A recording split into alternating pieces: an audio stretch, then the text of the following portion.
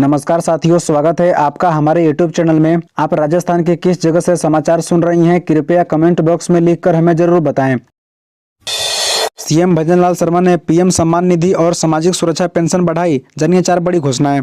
16वीं विधानसभा सत्र में मंगलवार को मुख्यमंत्री भजनलाल शर्मा प्रदेश की आम आवाम को बड़ी सौगात दी। सीएम ने राज्यपाल के अभिभाषण पर धन्यवाद प्रस्ताव के जरिए करीब 2 घंटे 8 मिनट तक जवाब दिया। इस दौरान सीएम ने मासिक सुरक्षा पेंशन बढ़ाने, गेहूं की फसल पर एमएसपी पर बोनस, सम्मान निधि बढ़ाने की घोषणा के साथ पाक विस्थापित के आवास को लेकर महत्वपूर्ण घोषणा की।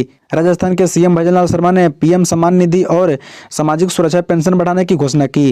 राज्यपाल के अभिभाषण पर विधानसभा में जवाब देते हुए मुख्यमंत्री भजनलाल शर्मा ने 4 बड़ी घोषणाएं की।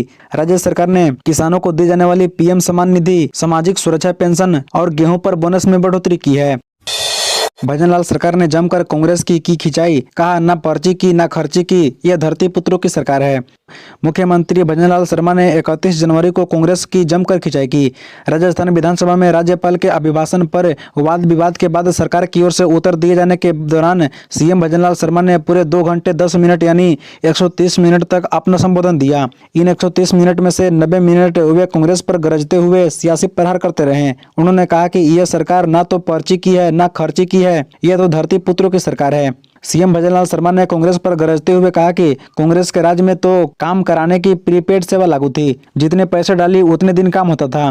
कांग्रेस की ओर से हमेशा पर्ची सरकार होने के आरोप लगाने पर भी भजनलाल ने जवाब दिया। उन्होंने कहा कि पर्ची की सरकार का किस्सा तो 25 दिसंबर 2022 को हुआ था, जब कांग्रेस सरकार की विधायक दल की बैठक होनी थी और पर्ची आई थी। उन्होंने कहा कि कांग्रेस के कुछ सदस्यों के मन में पर्ची का डर है, इसलिए यही कहूंगा कि औरों के खेलात को लेते हो तलाशी, लेकिन अपने गिरेबान को झांका नहीं जाता। राजस्थान के 4 संभागों में बारिश के आसार, 3-4 फरवरी को बन रहा सिस्टम। आज 6 जिलों में बारिश, 17 शहरों में 2 डिग्री तक बढ़ा तापमान। राजस्थान में 20 दिन बाद आज फिर बारिश का दौर शुरू हो गया। कल सुबह बीकानेर, हनुमानगढ़, चूरू, श्रीगंगानगर, सीकर व झुंझुनू के कई इलाकों में मेघ गर्जन के साथ हल्की रिमझिम बारिश हुई। बारिश ने उन किसानों के लिए चिंता बढ़ा दी है जिनके खेतों में अब सरसों की फसलें पक कर तैयार हो गई है या कटाई शुरू हो गई है। हालांकि गेहूं, चना और जौ की फसल करने वाले किसानों के लिए यह बारिश अच्छी है। मौसम केंद्र जयपुर और स्थानीय रिपोर्ट्स के मुताबिक बीकानेर के लूनकरसर में देर रात आसमान में बादल छाने के बाद कल तड़के से बारिश हुई। हनुमानगढ़ के भादरा, चूरू के सिद्धमुख एरिया में सुबह बारिश होने के बाद हल्का कोहरा रहा। सीकर के फतेहपुर में बादल बारिश के कारण न्यूनतम तापमान 10 डिग्री सेल्सियस से ऊपर दर्ज हुआ। लोकसभा चुनाव से पहले ईआरसीपी के मुद्दे को भुनाएगी भाजपा। ईआरसीपी पीकेसी के शिलान्यास पर पीएम मोदी को बुलाने की तैयारी, राजस्थान एमपी का साझा कार्यक्रम। लोकसभा चुनाव से पहले बीजेपी ईआरसीपी के मुद्दे को भूनने की तैयारी कर रही है। इसे लेकर ईआरसीपी पीकेसी योजना के शिलान्यास कार्यक्रम में पीएम मोदी को बुलाने की तैयारी चल रही है। शिलान्यास का यह कार्यक्रम राजस्थान और मध्य प्रदेश का साझे तौर पर हो सकता है। इसके लिए जगह चिन्हित की जाएगी। शिलान्यास कार्यक्रम में पीएम मोदी एक बड़ी जनसभा को संबोधित कर सकते हैं, जिसमें राजस्थान और मध्य प्रदेश के लोग मौजूद रहेंगे। इससे बीजेपी को लोकसभा चुनाव में राजस्थान व मध्य प्रदेश में फायदा होगा। इसे लेकर कैबिनेट मंत्री व पूर्व राजस्थान के दिग्गज नेता करोड़ी लाल मीणा का कहना है कि मैंने सीएम भजनलाल शर्मा से कहा है कि योजना के शिलान्यास कार्यक्रम में पीएम मोदी को बुलाया जाए, साथ ही वहीं एक बड़ी जनसभा आयोजित की जाए।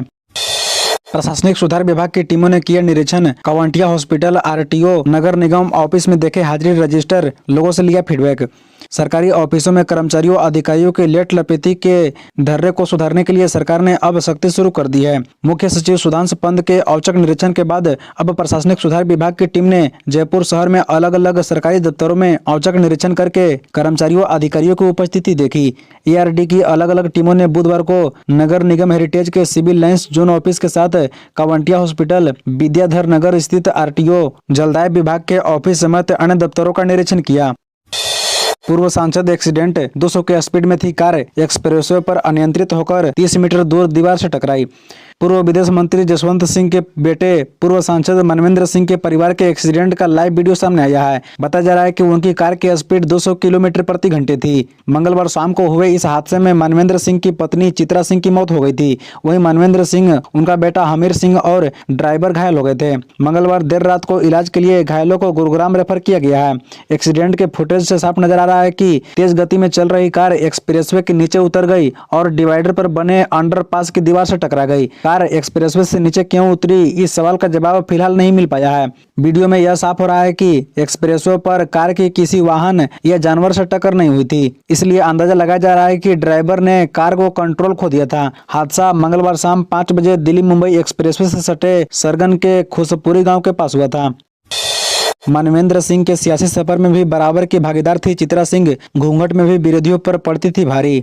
पूर्व केंद्रीय मंत्री जसवंत सिंह की पुत्र वधू और कर्नल मनवेंद्र सिंह की पत्नी चित्रा सिंह का मंगलवार 30 जनवरी को सड़क हादसे में निधन हो गया। इस हादसे में चित्रा सिंह के पति मनवेंद्र सिंह और पुत्र हमीर सिंह भी घायल हो गए। मनवेंद्र सिंह और हमीर सिंह खतरे से बाहर हैं, लेकिन चित्रा सिंह के जाने से पूरा मारवाड़ गमगीन हो गया है। स्वर्गीय चित्रा सिंह ने तो कभी चुनाव नहीं लड़ा, लेकिन वे राजनीतिक सूझबूझ की धनी थी। वर्ष 2014 के लोकसभा चुनाव में वे अपने ससुर जसवंत सिंह के प्रचार में उतरी, फिर बाद में हर चुनाव में सक्रिय रही। हाल ही में हुए विधानसभा चुनाव के दौरान भी उन्होंने अपने पति मनवेंद्र सिंह जसोल के चुनाव प्रचार में बढ़ चढ़कर हिस्सा लिया था। बता दें कि स्वर्गीय चित्रा सिंह को अपने ससुर जसवंत सिंह से राजनीतिक सीख मिली थी। एक बार उन्होंने कहा था कि दादा हुकुम यानी जसवंत सिंह जसोल जब लोकसभा चुनाव हार गए थे, तब चित्रा सिंह ने उनसे कहा था कि अब हमें राजनीतिक नहीं करनी चाहिए। इस पर जसवंत सिंह ने चित्रा सिंह को कहा था कि अगर हम राजनीतिक छोड़ देंगे तो मारवाड़ के भोले भाले लोग किसके पास जाएंगे। लोगों को उनके परिवार से काफी उम्मीदें हैं। राजस्थान में घट सकते हैं पेट्रोल डीजल के दाम, सीएम ने अफसरों से तैयारी को कहा। जानिए कितने कम हो सकते हैं रेट, कब होगी घोषणा।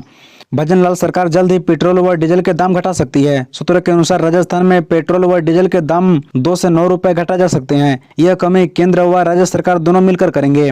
केंद्र कुछ एक्साइज ड्यूटी घटाएगा तो वहीं राज्य वैट कम करेगा, जिसके बाद पेट्रोल के दाम 100 रुपए और डीजल के दाम 90 रुपए की रेंज से नीचे आ सकते हैं। मतलब देखिए राजस्थान में पेट्रोल व डीजल के दाम क्रमशः 108.50 व 94 रुपए प्रति लीटर तक है, जो पंजाब, हरियाणा, उत्तर प्रदेश, गुजरात, मध्य प्रदेश जैसे पड़ोसी राज्यों की तुलना में सबसे ज्यादा है। आगामी लोकसभा चुनाव को देखते हुए पेट्रोल डीजल के दाम अधिकतम 9 रुपए तक कम किए जा सकते हैं, क्योंकि 1-2 रुपए घटाने से वैसा असर नहीं दिखेगा जिससे आम जन को लगे कि उसे वाकई फायदा हुआ है। स्वामीनाथन आयोग की रिपोर्ट लागू कराने के लिए प्रदर्शन, किसानों ने कलेक्ट्रेट तक निकाला पैदल मार्च, कलेक्टर को सौंपा ज्ञापन। किसानों के हित में केंद्र सरकार से स्वामीनाथन आयोग की रिपोर्ट लागू करने के लिए एक बार फिर किसान लामबंद होते जा रही हैं। इसी कड़ी में बुधवार दोपहर को बड़ी संख्या में किसान जिला मुख्यालय स्थित डाक बंगले पर एकत्रित हुए। यहां से पैदल मार्च निकालते हुए कलेक्ट्रेट पहुंचे। कलेक्ट्रेट पर किसानों ने प्रदर्शन कर पीएम मोदी के नाम कलेक्टर डॉक्टर सौम्या झा को ज्ञापन सौंपा। बता दें कि किसान महापंचायत के प्रदेश मंत्री रतन लाल खोखर के नेतृत्व में यह प्रदर्शन किया गया। खोखर ने बताया कि बुधवार को जिले भर के किसान जिला मुख्यालय पर डाक बंगला में एकत्रित हुए, जहां किसानों ने बैठक की। इसमें किसानों ने किसानों के हित को लेकर अपनी बातें रखी। इसमें किसानों ने एक राय होकर पीएम मोदी को स्वामीनाथन आयोग की रिपोर्ट लागू करने के उनके वादे को लेकर याद दिलाने पर चर्चा हुई। इसी तरह रोजाना खबरों से अपडेट रहने के लिए इस चैनल को सब्सक्राइब कर बेल आइकन को भी प्रेस कर दीजिए। धन्यवाद।